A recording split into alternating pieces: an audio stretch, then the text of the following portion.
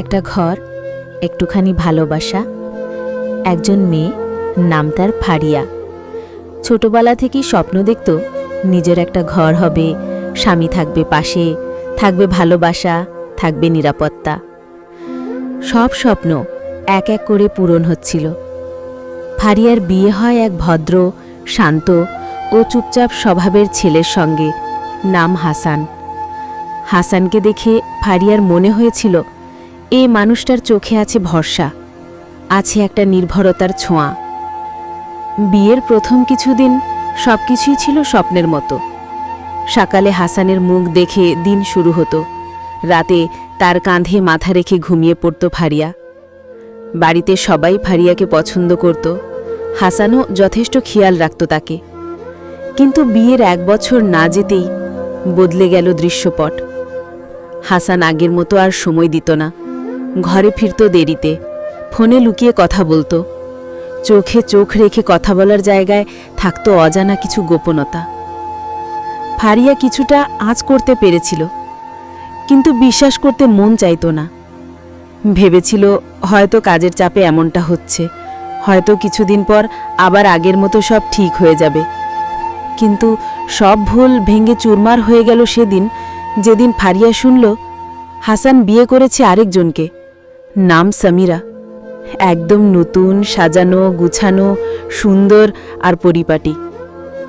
হাসান জানালো সে সামিরাকে তার জীবনে এনেছে নিজের ইচ্ছেতে, আর আজ সেই সামিরা আসবে এই ঘরেই, ফারিয়ার চোখের সামনে, ফারিয়ারই সংসারে। ফারিয়া অবাক নয়, সে নিঃশেষ। তার চোখে জল আসে না, শুধু বুকটা হাহাকার করে ওঠে। সে চায়নি কোনো প্রতিদান, সে চায়নি কোনো বড় কিছু, সে চেয়েছিল কেবল নিজের ঘরটা নিজের মতো করে গুছিয়ে রাখতে। সামিরা আসে, নতুন বয়স সাজে সে উজ্জ্বল, হাসি খুশি। বাড়ির সবাই ব্যস্ত নতুন বউকে বরণ করে নিতে। আর ফারিয়া, সে এক কোণে বসে থাকে চুপচাপ। কারো চোখে পড়ে না তার লুকিয়ে পড়া চোখের জল।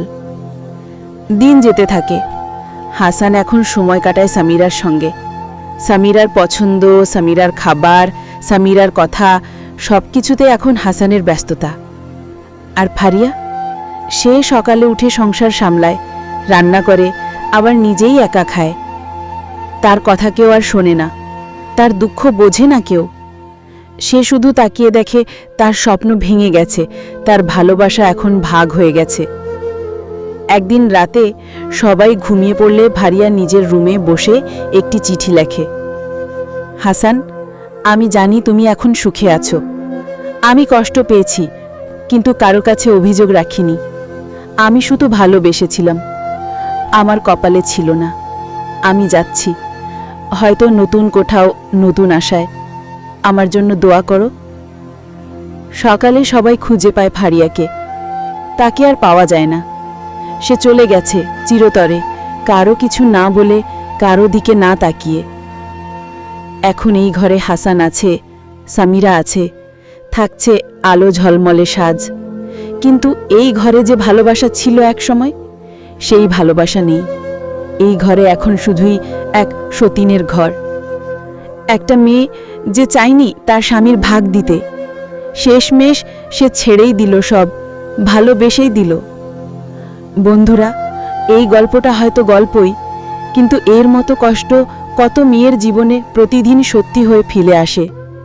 আপনি যদি ফারিয়ার কষ্টটা অনুভব করতে পারেন, তাহলে প্লিজ আমাদের চ্যানেলটি সাবস্ক্রাইব করুন, ভিডিওটা শেয়ার করুন, যেন আরও মানুষ এই গল্পটা শুনতে পারে।